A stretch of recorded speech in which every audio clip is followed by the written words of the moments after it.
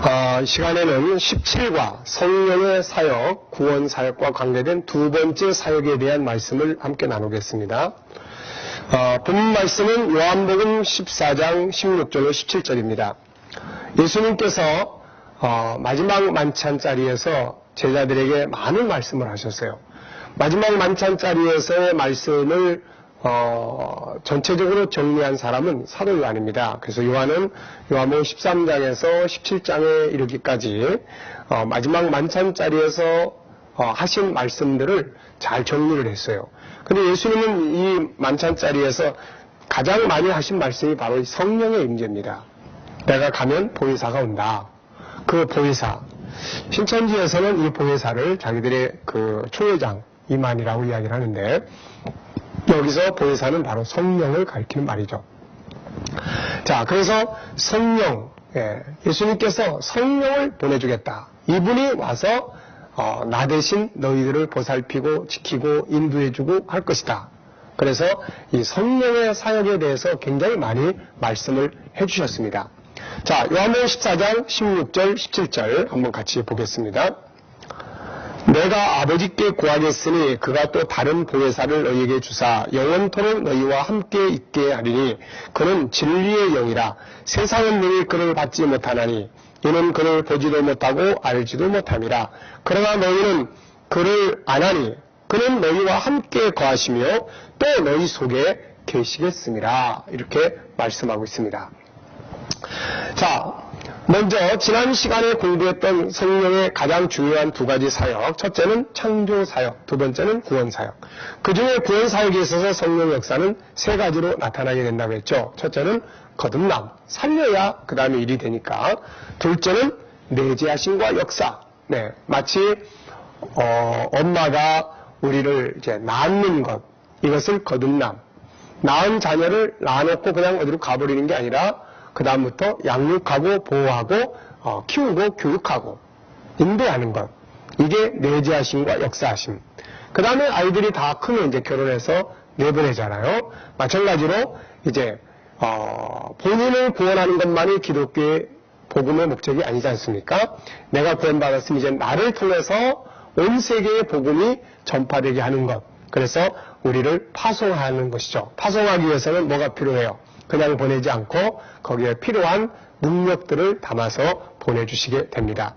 바로 이 세 가지의 역사가 우리의 구원과 관계된 성령의 사역이에요. 자, 첫째, 성령은 어디로 임하시는가? 갈라디아 4장 6절에 보면은 우리의 마음 가운데 오신다. 이렇게 말씀해요. 성령의 임재는 육체에 있는 것이 아니라 우리 영혼 속에 옵니다. 심령, 곧 사람의 영혼 가운데 오는 것이다. 그러므로 성령이 임하시면 육적인 변화보다 심령, 곧 그 영혼의 변화가 있게 되는 것입니다. 사도 바울은 우리 모든 사람들이 하나님의 성령이 우리 안에 거하시는 하나님의 전이다. 이렇게 이야기를 하고 있습니다. 고린도전서 6장 19절 말씀을 참고로 기록해 두시기 바랍니다. 너희 몸은 너희가 하나님께로 받은 바 너희 가운데 계신 성령의 전인 줄을 알지 못하느냐. 너희는 너희 자신의 것이 아니라 성령의 전. 그러니까 성령은 우리 안에 오시는 거예요. 내 영혼 속에 오시는 겁니다. 그래서 내 영혼을 보호하시고 관리하시고 이끌어 가시는 거죠. 자, 그래서 성령의 내재와 인도하심, 성령이 임하시면 우리의 영혼을 살리시고 끝나버리는가? 결코 아니다. 우리의 말씀을 보면 그는 우리 속에 계신다고 말합니다. 그래서 우리의 심령을 하나님의 성령이 거하시는, 하나님의 성령이 거하시는 고린도전서 3장 16절에서도 그렇게 말씀하고 있습니다. 한번 보죠. 너희는 너희가 하나님의 성전인 것과 하나님의 성령이 너희 안에 계시는 것을 알지 못하느냐. 하나님의 성령이 우리 안에 계시는 하나님의 성전이다. 이렇게 말씀하는 거죠. 부모가 자녀를 낳으러 떠나지 않고 함께하면서 양육시키는 것처럼 성령께서도 우리의 심령 속에 오셔서 영혼을 살리시고 떠나시는 것이 아니라 계속해서 우리의 심령을 관리하시고 양육하시는 일을 하시는 것입니다. 그러면 그분이 우리 안에 계시면서 무슨 일을 하는지 한번 보겠습니다. 먼저 요한복음 14장 26절, 요한복음 14장 26절 한번 보겠습니다. 14장 26절. 보혜사 곧 아버지께서 내 이름으로 보내실 성령, 그가 너희에게 모든 것을 가르치고 내가 너희에게 말한 모든 것을 생각나게 하리라. 그분이 우리 안에 오셔서 우리에게 예수님이 가르친 것들을 생각나게 해요. 주님의 가르친 말씀들을 깨닫게 만들어줍니다. 그 다음에 16장 13절을 보시면은 진리의 성령이 오시면 그가 너희를 모든 진리 가운데로 인도하시리니 그가 스스로 말하지 않고 오직 들은 것을 말하며 장래일을 너희에게 알리시리라. 진리 가운데로 인도해요. 우리가 말씀을 들을 때, 말씀을 읽을 때 또 깨달을 수 있는 것, 감동이 될 수 있는 것은 그분이 우리 안에서 일하시기 때문에 그런 것입니다. 자, 그 다음에 요한복음 16장 8절 말씀, 요한복음 16장 8절 말씀을 보면은 그가 와서 죄에 대하여, 의에 대하여, 심판에 대하여 세상을 책망하시리라. 이분이 오시면은 우리 안에 있는 죄를 생각나게 합니다. 우리는 눈을 가지고 있지만 이 눈은, 이 육적인 눈은 나를 못 봐요. 내 속을 못 들여다봅니다. 네. 그래서 맨날 육체의 눈은 밖에 있는 딴 사람만 보고 흠잡고 비난하고 비판하고 그러는 거죠. 그런데 이 성령은 내 안을 비춰줘요. 내 안에. 그래서 내 안에 오시면은 나를 보게 만듭니다. 그의 죄가 얼마나 많은가를 깨닫게 하고, 그러니까 그 다음에 막 회개하고, 그 다음에 의를 알게 해요. 십자가 앞으로 나가서 죄사함 받게 만들어주고, 이런 역사를 통해서 우리에게 의로운 사람으로, 성결한 사람으로 만들어 가게 되는 것이죠. 그래서 에스겔 36장 26절은 새 영이라고도 표현하는 것입니다. 자, 그 다음에 마태복음 10장 19절로 20절을 보시면 예수님께서 제자들을 파송하실 때 너희를 걱정하지 마라. 내가 같이 가지 않는다고 해서 너희 혼자 가는 거 아니다. 너희와 같이 가시는 분이 있다. 그분은 바로 성령이신데 이분이 너희들의 할 말을 생각나게 할 거다. 네. 19절 너희를 넘겨줄 때 어떻게 또는 무엇을 말할까 염려하지 말라. 그때 너희에게 할 말을 주시리니 말하는 이는 너희가 아니라 너희 속에서 말씀하시느니 곧 너희 아버지의 성령이시니라. 그래서 성령께서 이렇게 때를 따라 그래서 우리가 뭐 상담을 한다든지 대화를 한다든지 이러다 보면은 이렇게 갑자기 탁 떠오르는 말씀도 있고 생각나는 말씀도 있고 전도하다가 갑자기 어떤 말이 딱 떠올라서 상대방에게 아주 감동적인 이야기를 할 때도 있고 그렇죠. 이게 다 그분이 일하시는 거예요. 그분이. 그러니까 우리가 할 일이 뭐예요? 그분이 이렇게 열심히 우리 안에서 일하실 수 있도록 우리가 마음을 정결케 하고 그분의 일할 수 있는 통로가 되어드려야 하는 거죠. 또 로마서 8장 26절 로마서 8장 26절을 한번 보겠습니다. 로마서 8장 26절. 이와 같이 성령도 우리의 연약함을 도우시나니 우리는 마땅히 기도할 바를 알지 못하나 오직 성령이 말할 수 없는 탄식으로 우리를 위하여 친히 간구하시느니라. 마음을 살피시는 이가 성령의 생각을 아시나니 이는 성령이 하나님의 뜻대로 성도를 위하여 간구하시느니라 그랬어요. 그러니까 성령께서는 우리의 기도도 도와줍니다. 기도. 때를 따라서 막 기도할 마음을 준다든지 또 기도 안 하면 안 되는 그런 막 때로는 불안감도 준다든지 또 때로는 막 기도해야 되겠다는 그런 아주 감동을 준다든지 그래서 기도하도록 만들어 주시는 것입니다. 자, 사도행전 9장 31절을 보면은 또 무슨 일을 하시느냐. 사도행전 9장 31절 사도행전 9장 31절을 보면 그리하여 온 유대와 갈릴리와 사마리아 교회가 평안하여 든든히 서가고 주를 경외함과 성령의 위로로 진행하여 수가 더 많아지니라. 성령의 위로. 때를 따라서 우리가 막 시험 들고 낙심되고 절망할 때 그분은 우리 안에서 위로도 주고 담대함도 일으켜 주시는 거예요. 또 로마서 14장 17절 말씀을 봅니다. 로마서 14장 17절 말씀. 로마서 14장 17절 말씀을 보면은 성령께서 우리 안에 천국의 성격이 우리 안에 이루어지게 만들어줍니다. 네. 그래서 우리가 천국에 가보지 않지만 성령이 내 안에서 충만하게 역사할 때 천국의 성격을 누리게 돼요. 17절 하나님의 나라는 먹는 것과 마시는 것이 아니요 오직 성령 안에 있는 의와 평강과 희락이라. 거룩함이 이루어지게 하고 평안함이 있게 하고 기쁨이 충만하게 만들어 주신다. 그런 이야기죠. 또 갈라디아서 5장 22절로 23절에 보면은 이분이 9가지의 열매를 맺게 해 주십니다. 그래서 이분이 인도하는 대로 따라가다 보면은 우리들에게 맺게 되는 열매가 있어요. 그 열매가 9가지로 나타납니다.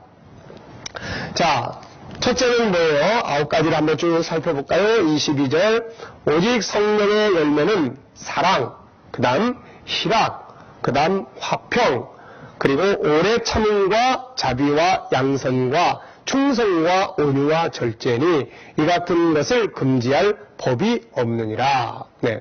25절에는 만일 우리가 성령으로 살면 성령으로 행할지니 그랬습니다. 그래서 성령께서 이렇게 역사하시니까 이런 9가지의 열매를 맺어요.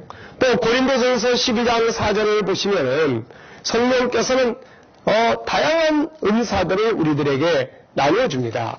그래서 12장 4절 말씀을 보시면은 은사는 여러 가지나 성령은 같고, 그래서 한 성령께서 여러 가지 다양한 은사들을 우리들에게 주시는 거예요. 이 은사를 통해서 우리에게 일을 할 수 있도록 만들어 주시게 되는 것입니다. 자, 이 말씀 속에서 보는 것처럼 성령 역사는 우리의 일생을 바꿔놓습니다. 그는 우리 안에 오셔서 예수를 알게 하시고 진리를 깨닫고 생각나게 하시며 죄를 깨닫게 하사 의롭게 만드시고 할 말과 지혜를 얻게 하시고 기도할 바를 알게 하시며 위로와 기쁨과 소망을 갖게 하시고 하나님의 기뻐하시는 열매들을 맺게 하시며 다양한 은사들을 주셔서 우리로 일하게 하시는 거죠. 네, 그러니까 참 성령의 역사가 없이는 우리가 영적인 것들 아무것도 할 수 없고 방황하게 돼요. 오늘날 이 세상이 얼마나 방탕하고 타락합니까? 우리 청소년들, 청년들, 또 거기에 물들어서 나중에 결혼 생활, 또 그 속에서 살아가는 모든 그런 삶 속에서 잘못된 그런 가치관들, 방탕한 것들. 사실 성령의 술에 취하지 않으면은 이런 세상의 잘못된 것들에 취해 살 수밖에 없어요. 그래서 우리가 어린이고 아이들이고 간에 특히 우리 청소년들 정말 신앙 안에서 잘 커서 이렇게 성령 체험하고 은혜 안에서 살아간다는 건 정말 중요한 것입니다. 네. 성적으로 문란해지고 또 이기주의 되고 또 술에 취하고 이런 술, 담배 이런 문화들이 너무나 청소년들 속에 깊이 새겨져 가고 있는 이러한 때에 성령 안에서 살아간다는 것, 큰 보물이죠. 자, 에베소서 4장 30절을 보시면 성령의 역사는 언제까지 계속되느냐? 4장 30절 말씀. 하나님의 성령을 근심하게 하지 말라. 그 안에서 너희가 구원의 날까지 인치심을 받았느니라. 이렇게 말씀하고 있습니다. 성령의 역사는 우리의 구원이 완성되어 주 앞에 서기까지 계속되는 거예요. 자, 그렇다면은 성령 사역에 대해서 이분이 일하시는 데 대해서 우리는 어떻게 반응을 해야 될 거냐? 우리의 자세. 네. 우리의 파트너는 성령 하나님이세요. 그런데 또 이분 혼자만 일하시는 게 아니에요. 우리가 일할 수 있도록 이렇게 또 협력해 드려야 돼요. 그래서 성령과 우리는 아주 중요한 파트너십을 가지고 이루어져야 된다는 거죠. 자, 갈라디아서 5장 16절. 자, 이 말씀을 좀 체크를 해보면 우선 어떻게 해야 되느냐? 갈라디아서 5장 16절 한번 다 같이 읽어보시기 바랍니다. 갈라디아서 5장 16절. 네. 갈라디아서 5장 16절 다 같이. 네. 내가 이르노니 너희는 성령을 따라 행하라. 그래야만 육체의 욕심을 이루지 아니하리라. 따라 행하라. 성령의 감동. 네. 네. 성령의 인도하심. 깨닫게 하심. 네. 이거를 따라가라는 거예요. 따라가라. 네. 순종하라는 것이죠. 순종하라. 시키는데도 안 하는 거 다시 시키고 싶은 마음 없죠. 그런 사람 옆에 일하고 싶은 마음 없습니다. 자, 이번에는 데살로니가 전서 5장 19절. 데살로니가 전서 5장 19절. 여기서는 뭐라고 말씀하고 있습니까? 데살로니가 전서 5장 19절. 성령을 소멸하지 말며, 소멸하지 말라. 소멸하지 마라. 성령의 감동이 없어지지 않게 하라. 이 말이죠. 그 다음에 에베소서 4장 30절. 에베소서 4장 30절. 에베소서 4장 30절에 성령을 근심하게 하지 마라. 이분 인격적인 분이기 때문에 기분 나빠하기도 하지요. 근심하게 하지 말라. 왜 근심할까요? 말 안 들으면 근심하는 겁니다. 자기는 이쪽으로 가자고 그러는데 자꾸 옆으로 해. 딴 길로 가. 그거 얼마나 속상해요. 자식들이 부모 말 안 듣고 지들 하고 싶은 대로 고집대로 하는 거 보면 얼마나 속상합니까? 똑같은 거예요. 그는 우리 안에 오셔서 가만히 계시는 게 아니죠. 그래서 감동을 주세요. 이렇게 하라고. 근데 안 들어. 말씀을 듣고 깨달아. 내 안에 말씀이 탁 부딪혀. 그러면 그걸 통해서 회개하게 하고 그 말씀을 따라 살아가게 하는데 말 안 듣는 거죠. 자, 그 다음에 그를 인정해야 합니다. 인정하고 그리고 그분과 교통해야 돼요. 바울은 성도들이 이분과 교통하게 되기를 기도하는 것을 볼 수 있어요. 자, 목사님들이 마지막 시간에 축도하잖아요. 축도. 그 축도의 내용을 보시면은 첫째는 우리 주 예수 그리스도의 은혜와 고린도후서 13장 13절에요. 두 번째는 하나님의 사랑과 세 번째는 성령의 교통하심이 이렇게 이야기해요. 교통하심이 함께 있을지어다. 교통이라는 게 무엇입니까? 펠로우십이에요. 펠로우십. 서로 교제하는 거예요. 교제. 그래서 우리가 나 혼자 사는다고 생각하면 안 돼요. 내 안에 성령이 계셔요. 그래서 때로는 성령님 어떻게 하면 좋을까요? 뭐 예수님이라고 해도 좋아요. 그분의 영이 우리 안에 계시니까 주님 어떻게 하면 좋을까요? 그래서 성령님 일하십시다. 성령님 같이 가주세요. 성령님 역사해 주세요. 그래서 함께 교통하는 거예요. 일방통행, 짝사랑. 얼마나 이거 기분 나쁜 사랑이에요? 힘든 사랑입니까? 짝사랑. 뭐라고 이야기하면 알았습니다. 뭐라고 어떻게 하면은 가자 그러면 알겠습니다. 무슨 일이 있으면은 어떻게 하면 좋을까요? 뭐 이런 것들이 오고 가야 되는데 그런 것들이 없으면은 그냥 성령께서 나중에 일 안 해버리는 거예요. 그래서 소멸되어 버리는 거죠. 그래서 우리가 은혜 체험했을 때는 막 내 안에 감동이 넘쳐가지고 막 기쁨이 충만하고 성경을 봐도 막 깨달음이 많아지고 찬송을 불러도 항상 감동이 넘치고 그러다가 성령의 역사 안 하시니까는 이게 그냥 나중에는 뭐 말씀을 봐도 감동도 없고 들어도 뭐 그냥 감동도 없고 쫄리기만 하고 이제 이렇게 되는 거죠. 자, 네 번째입니다. 이제 성령의 일하심과 역사하심의 방법이에요. 성령은 어떻게 할 때 임하시는가? 성령은 어떻게 할 때 임하시는가? 바람처럼 역사하시기 때문에 이분이 임하시는 것을 잘 모를 때도 있습니다. 그런데 보통 이제 나타나는 성경 안에서의 성령이 임하실 때의 상황을 이렇게 좀 정리를 해보면은 네 가지로 나타납니다. 첫째는 힘써서 기도할 때요. 사도행전 1장 14절에 보면은 120명의 성도들이 예수님의 제자들이 모여서 저희들이 기도에 아주 전혀 기도에 힘썼어요. 힘써서 기도할 때 이분이 능력과 함께 임재하실 수 있습니다. 두 번째는 회개할 때 사도행전 2장 38절에 보면은 베드로가 설교할 때 마음이 찔린 사람들이 우리가 어떻게 하면 좋겠냐 했더니 베드로가 뭐라고 이야기합니까? 회개하고 예수 그리스도의 이름으로 죄사함을 받으라. 그리하면 성령을 선물로 받는다. 또 세 번째는 이제 안수 받을 때예요. 사도행전 8장 17절에 보면은 빌립이 그 사마리아에 가서 복음을 전하지 않습니까? 그런데 나중에 누가 내려옵니까? 거기에 베드로가 내려오게 되죠. 사도행전 8장 17절. 그리고 베드로가 내려와가지고 그 사람들에게 뭐합니까? 이제 안수하는 거예요. 안수하니까는 누가 임해요? 이에 두 사도가 그들에게 안수하며 성령을 받는지라. 그렇다고 해서 아무데나 가서 머리 뒤밀고 안수받고 그럼 큰일 납니다. 영적인 것이라는 건 전이현상이라는 게 있어요. 그래서 나한테 있는 영이 저 사람한테 옮겨가는 거죠.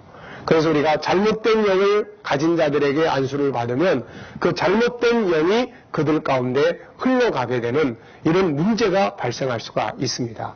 그래서 우리가 안수기도 받는 것, 이거는 아무한테나 막 축복받는다고 안수기도 해주세요 막 이런 거는 절대로 좋은 게 아니에요. 저 사람이 누군지도 잘 모르는데 함부로 가서 안수받는다. 이거 잘못하면 자기 영혼을 망치게 되는 상황이 벌어질 수 있어요.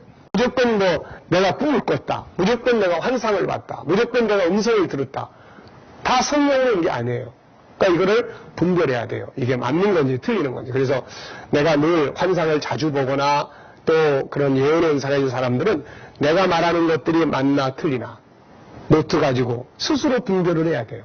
체크를 쭉 해서 한 1년 두고 보면은 이거는 엉터리구나. 이건 이루어졌구나. 이런 것들을 스스로 분별할 수 있는 힘을 길러야 합니다. 그렇지 않으면 자기만 망하는 게 아니에요. 딴 사람까지 예언해주고 다 망하게 만드는 거예요. 자, 그 다음에 세 번째는 어디서 오는 거냐?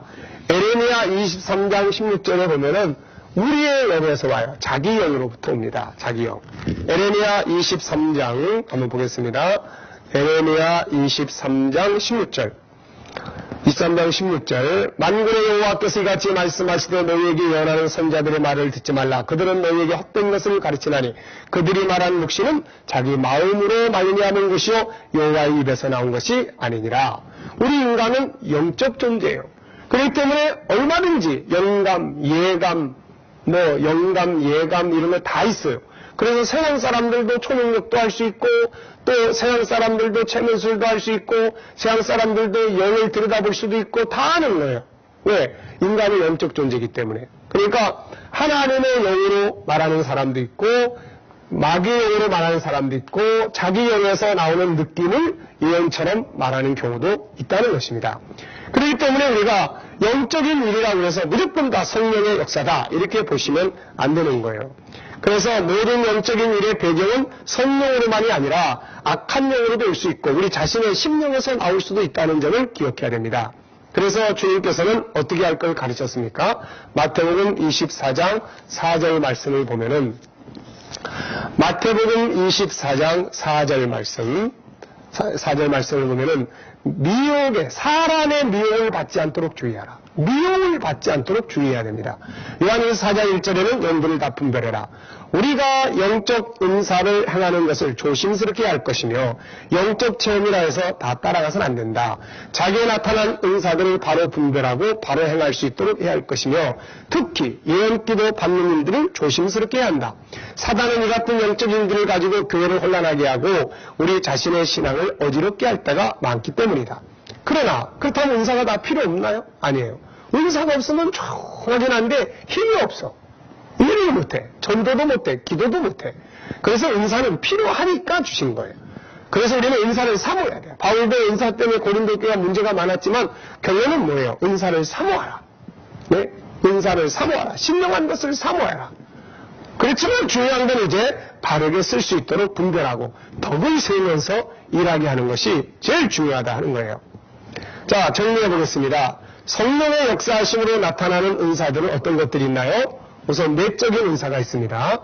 섬기고 봉사하고 헌신하고 그래서 교회 안에 이렇게 섬기고 또 위로하고 권고하고 헌신 봉사하는 이런 사람들이 많아야 돼요. 외적인 은사가 있습니다. 방언, 예언, 또 통변, 또 귀신 쫓아내는 능력, 이런 다양한 치유. 하나님께서 이런 은사들을 준 이유는 뭡니까? 유익하게 하기 위해서요.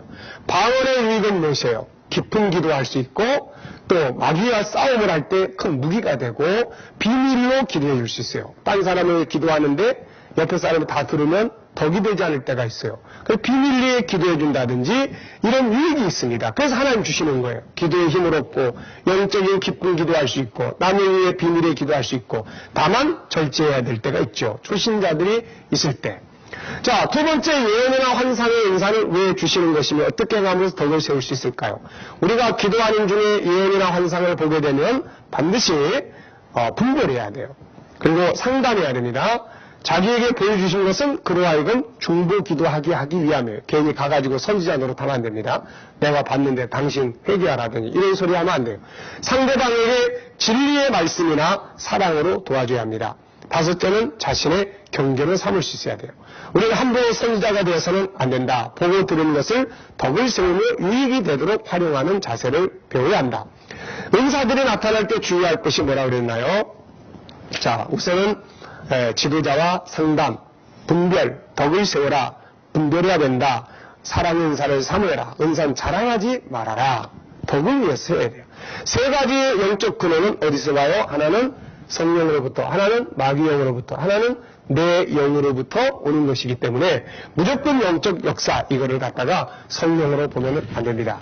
잘 분별해서 은사를 많은 은사를 받아서 잘 분별해서 유익하게 복음 증거를 위해서 사용될 수 있기를 바랍니다. 수고하셨습니다. 이 시간 강의는 여기서 마치겠습니다. 감사합니다.